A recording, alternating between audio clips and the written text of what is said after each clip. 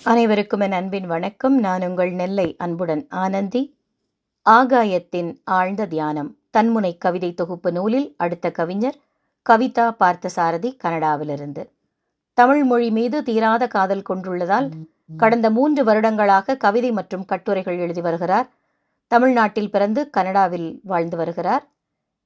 அமெரிக்காவில் இவர் 6.5 வருடங்கள் வாழ்ந்த காலத்தில் ஃபெட்னா ஆண்டு மலருக்காக பல கட்டுரைகள் எழுதியிருக்கிறார். இவருடைய கவிதையிலிருந்து ஒன்று உங்களுக்காக. சிறகு இருக்கும் வரை சிட்டாய் பறக்கலாம், தேடல் உள்ளவரை வாழ்வை ரசிக்கலாம். எவ்வளவு அழகா சொல்லிட்டாங்க பாருங்க. சிறகு இருக்கும் வரைத்தான் நாம் சிட்டாய் பறக்க முடியும். இளமை இருக்கும் வரைத்தான் நாம் நடத்தியதை, அதாவது நினைத்ததையெல்லாம் நடத்த முடியும். எப்போவுமே சில பேர் சொல்லுவாங்க, அதை அப்புறம் பார்த்துக்கலாம், அதை நான் இப்போ செய்யலான்னு இருக்கேன், காலம் வரும் அப்படின்னு காத்திருக்கிறேன். இதெல்லாம் சொல்லவே கூடாது.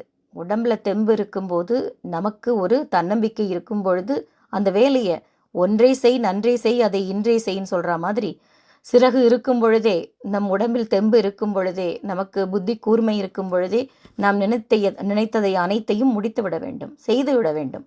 நாளை நாளை என்று ஒத்தி வைக்கக்கூடாது. தேடல் உள்ளவரைதான் வாழ்வை ரசிக்கலாம். அது ரொம்ப அழகான ஒரு மெய்ப்பாடு இது. நமக்கு வாழ்க்கையில் ஒரு அடுத்துன்னு எதையாவது நமக்கு ஒரு ஏக்கம், தேடல் இருக்கும் பொழுது தான் அந்த வாழ்க்கை நமக்கு ரசிக்கும். இல்லைன்னா நமக்கு உப்பு சப்பு இல்லாமல் ஆகி போய்விடும் இல்லையா? அதை அழகாக சொல்லி இருக்கிறார். கவிஞருக்கு வாழ்த்துக்கள். நன்றி.